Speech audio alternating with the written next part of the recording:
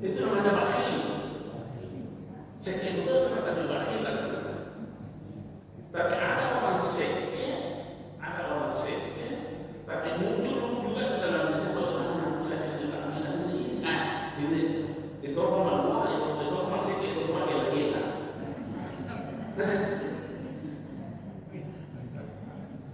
Inilah sumber penyakit hati, sumber penyakit hati. Nah ini manusia seperti ini lebih parah nanti dirasakannya di akhir dibanding di dunia. Jadi kita coba melihat perbandingan. Separah apapun penyakit fisik kita di dunia ini, begitu mati selesai. Tapi sekecil apapun penyakit rohani kita, ada di akhir baru mulai bekerja. Nanti ada obatnya kalau begitu. Ini menjadi masalah yang tidak ada obat. Makanya Allah mengatakan kada aflah man tazakka. Sungguh amat sangat beruntung orang yang mensucikan dirinya dari penyakit hati.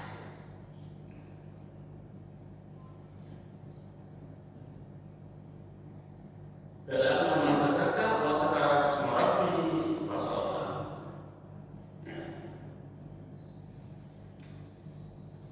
Dan tidak kehilangan orientasi pada karakter Rasulullah. Kita kembali untuk ini melihat perbandingan keberaflahan masyarakat, keberuntungan. Mungkin kita berkata beruntung si anak karena hidupnya kaya. Iya, tapi kekayaan itu yakin dan percaya. Kekayaan itu kekayaan material, yakin dan percaya tidak mampu menutupi segala kebutuhan kita. Tidak mampu. Contoh orang sih. Ya, mungkin ada orang diberikan status sosial yang lebih baik dibanding yang lain, tapi yakin bahwa kemudiannya itu yakin tidak mampu menghindarkan pemiliknya dari kehinaan. Dan itu menjadi sumber kehinaan. Begitu juga bahwa mungkin kita mengatakan bahwa beruntungnya karena banyak ilmunya. Betul. Ilmu di dunia ini adalah betapapun banyaknya tidak mampu mengeluarkan pemiliknya dari kerohannya.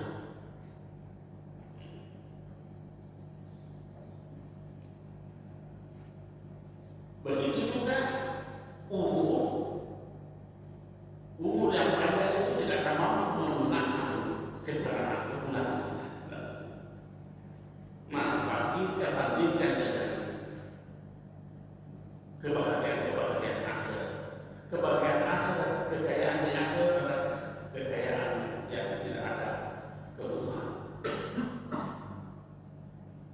Kemuliaan tanpa ada kehinaan dan pengetahuan tanpa ada kebohongan dan kekekalan tanpa ada kegunahan.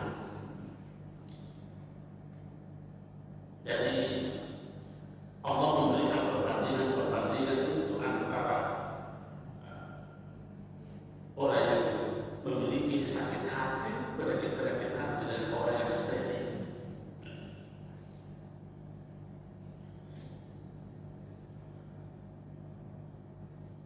Waktu seluruh hayat dunia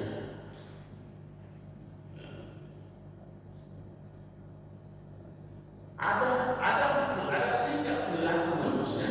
Jadi setelah tadi ini Allah memberikan peringatan bahwa pilihlah model kehidupan yang suci dari penyakit hati dan jangan pernah kehilangan orientasi dalam kehidupan ini. Seperti bahan bebasnya kada aflaha man tazakka wa zakara isma rabbih wa shalla. Tetapi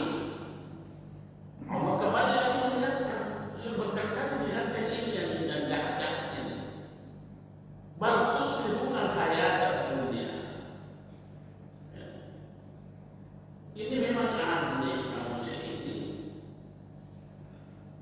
Apa pengetahuannya bahwa di akhirat lebih abadi, tapi tetap bukan lebih memperhatikan kehidupan ini. Bukan berarti tidak mau membenci dunia, bukan. Jangan dunia ini lebih tinggi daya tariknya dibanding akhirat. Dan itu yang lebih tinggi daya tariknya. Manusia ini kan terdiri dari dua unsur, unsur rohaniah dan unsur fisik material. Kalau unsur materialnya kita ini yang lebih tinggi daya tariknya, maka kita akan banyak berusaha untuk memenuhi kebutuhan material itu. Ini apa yang terjadi? Berkeseluruhan ayat dan dunia model seperti ini lebih mementingkan kehidupan dunia.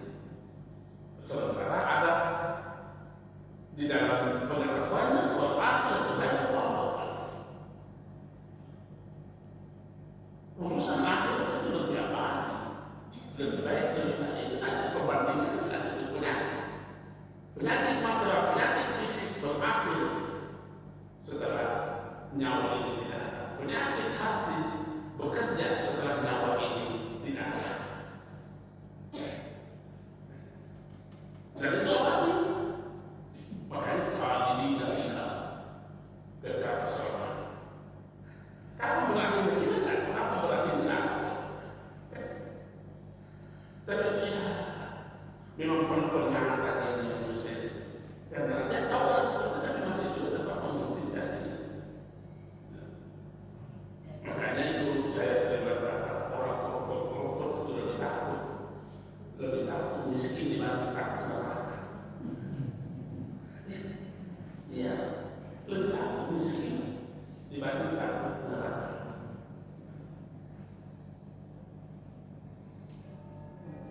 Sama kalau kita bohong, apa yang kita takuti saja kita bohong. Mungkin kita takut saja pada keadaan-keadaan kita tidak pernah memikirkan bahwa akhir itu lebih berkesinambungan.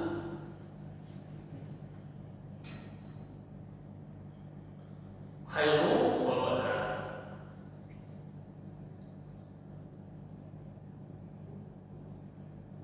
Kehidupan dunia adalah kehidupan yang amat sangat singkat.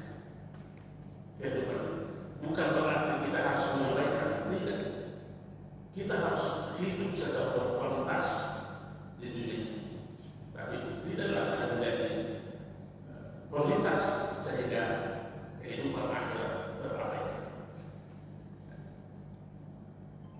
Orang yang bisa begini, saya berkali-kali tekankan yang begini.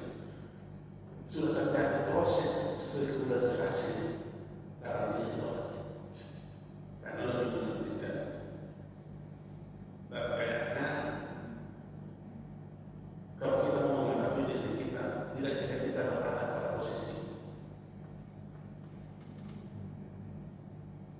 Ada pertanyaan-pertanyaan yang sering saya sampaikan kepada kita untuk mengetahui kita apakah kita termasuk dalam dunia atau tidak.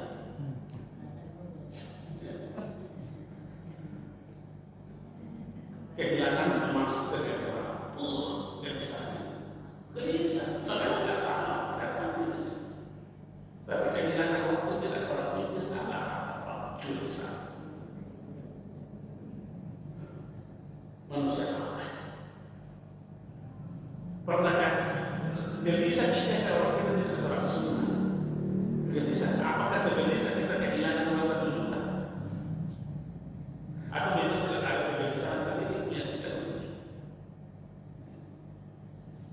Ini sudah kenal ini dari dalam hal asyari.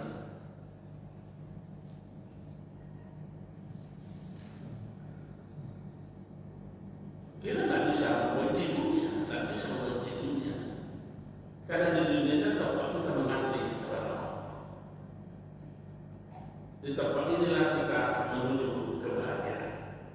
Allah juga mengatakan wala rasa sibatan dan dunia. Di dunia itu Allah termudah berkah. Inna fatahna alaikum barakatin minas sama'i wa fatahna alaikum barakatin minas sama'i. Allah termudah berkah. Allah membuka bekal-bekal untuk kehidupan akhirat.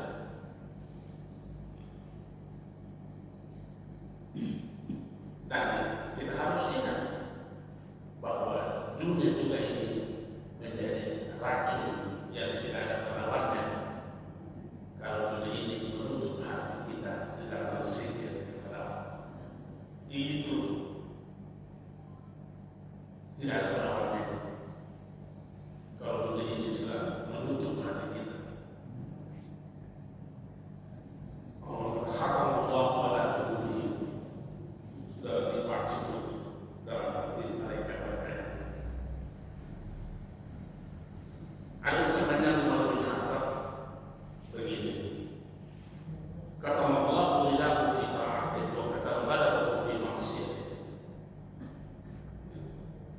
Mengapa manusia-manusia ini kurang taat, kurang yang taat, dan lebih banyak yang melakukan maksiat? Umar bin Khattab membuat prediksi begini, kata Allah lillahi fi ta'atihi. Memang Allah itu menyembunyikan ridhanya. Di mana disembunyikan ridhanya Allah? Dalam ketaatan. Allah menyembunyikan ridhanya dalam ketaatan. Itu prediksi Allah. Sehingga Quran Allah taat. Karena yang mana tidak Allah tersembunyi dalam ketaatan. Kemudian